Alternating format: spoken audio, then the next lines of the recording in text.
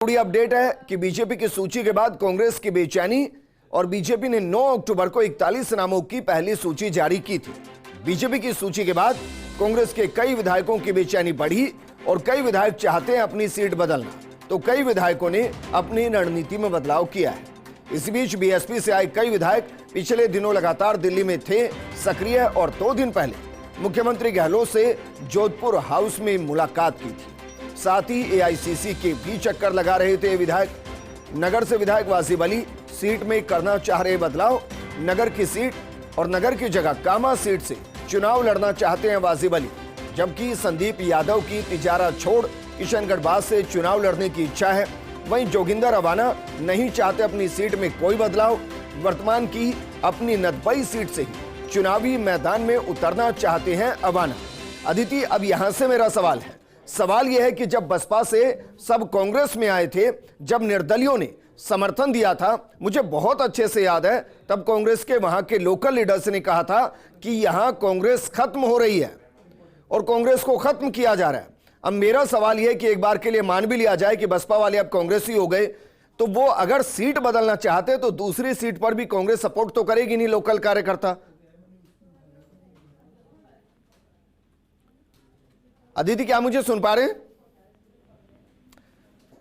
चलिए वापस उनको जोड़ने की कोशिश करेंगे, लेकिन इस वक्त की बड़ी खबर, जो बसपा से जीत कर आए, जो बाद में हाथी को छोड़ हाथ के साथ हो गए, अब वो हाथ के साथ रहते हुए सीट बदलना चाहते, तो क्या वाकई में मुमकिन होगा? क्योंकि जहां इस वक्त बसपा से जीतकर कांग्रेस में शामिल हुए विधायक हैं, वहां कांग्रेस अपने कोर वोटर्स के लिए कोर कार्यकर्ता को तो उतार नहीं सकती अगर इनको सीट देती है, और अगर इनको यहां से भी हटाकर दूसरी जगह जाकर इनको चुनाव लड़ाया जाता है, तो क्या वहां कांग्रेस का जो लोकल लीडर है वो उसके खिलाफ आवाज नहीं उठाएगा? जैसे जैसे सीटें फाइनल होंगी, आपको बेचैनी के साथ मुमकिन है कि बगावत भी नजर आए। मेरी सहयोगी और दिल्ली न्यूज एडिटर अदिति जुड़ गए। अदिति, आवाज आ रही है? अदिति, क्या मुझे सुन पा रहे हैं? जी विजय। हाँ जी। मेरा सवाल ये था कि भाई जो बसपा से आए कांग्रेस के हो गए, अब वो अगर सीट बदलना चाहते हैं, तो मुझे बहुत अच्छे से याद है कि जब बसपा से शामिल हुए थे, जब निर्दलियों ने समर्थन दिया था, तो कांग्रेस के जो लोकल लीडर थे वहां के, उन्होंने आरोप लगाया था कि यहां कांग्रेस खत्म हो रही है, यहां कार्यकर्ता खत्म हो रहे हैं।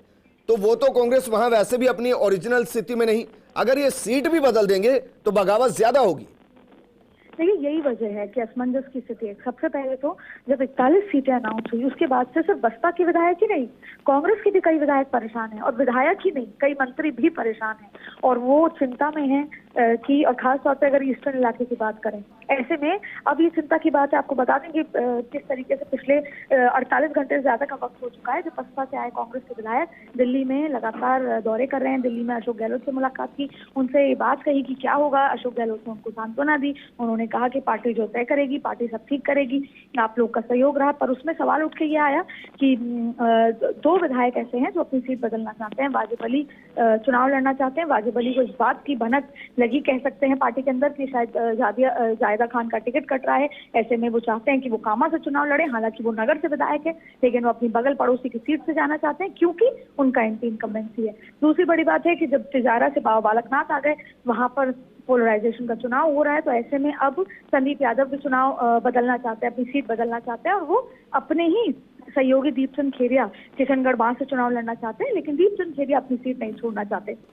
ये तो कुछ उदाहरण है जो बसपा के विधायकों का है, लेकिन इसके अलावा कांग्रेस के भी कई विधायक हैं जो सीट अपनी बदलना चाहते हैं या कुछ समीकरण बदलना चाहते हैं। वो चाहते हैं कि किसी तरीके के समीकरण बदलें जहां पर जो है चीजें बदल जाएं। ऐसे में अभी बहुत सारे आगे भी ऐसे समीकरण। कांग्रेस की असमंजस ये है कि ज्यादा विधायकों के टिकट वो काट नहीं सकती, स्थान है और विकल्प नहीं है। दूसरा, अगर सीट बदलती है एक भी व्यक्ति का, तो फिर जाहिर तौर पर 10 और ऐसे विधायक खड़े हो जाएंगे जो अपनी सीट बदलना चाहते हैं। यही वजह है कि जब सतीश पूनिया और राजेंद्र राठौड़ की सीट बदलने की बात आई थी, तब अभी तक यही तय हुआ था कि अमित शाह ने साफ कह दिया था कि आप सीट ना बदलें, ये मैसेज ठीक नहीं जाता, आप पार्टी के सीनियर नेता हैं।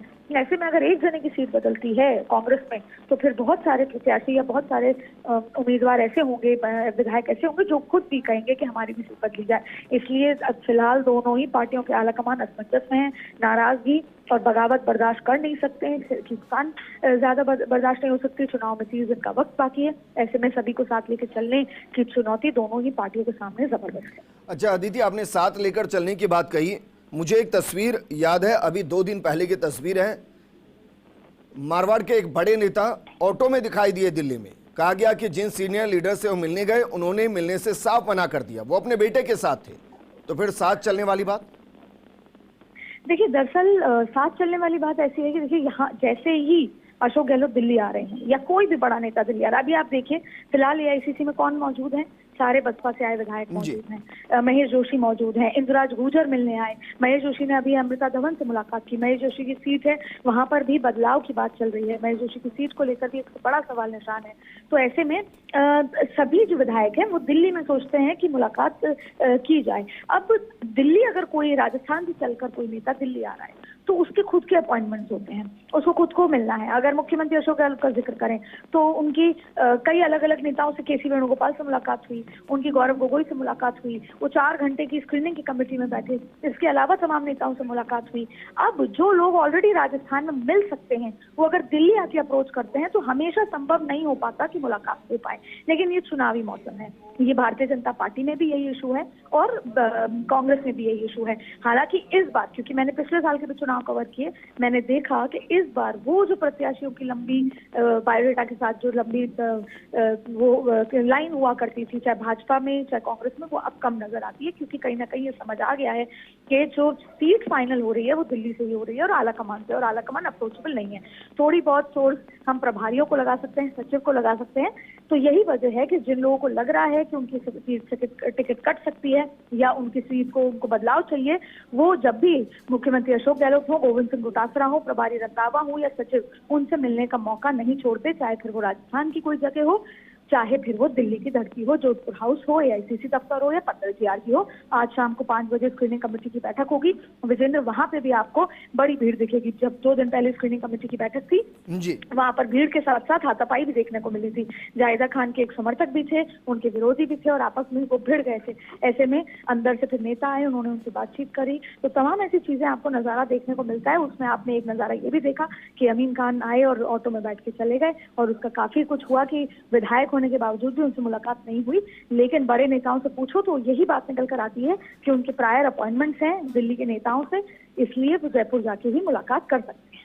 ठीक है अदिति, शुक्रिया तमाम जानकारी हमारे साथ साझा करने के लिए।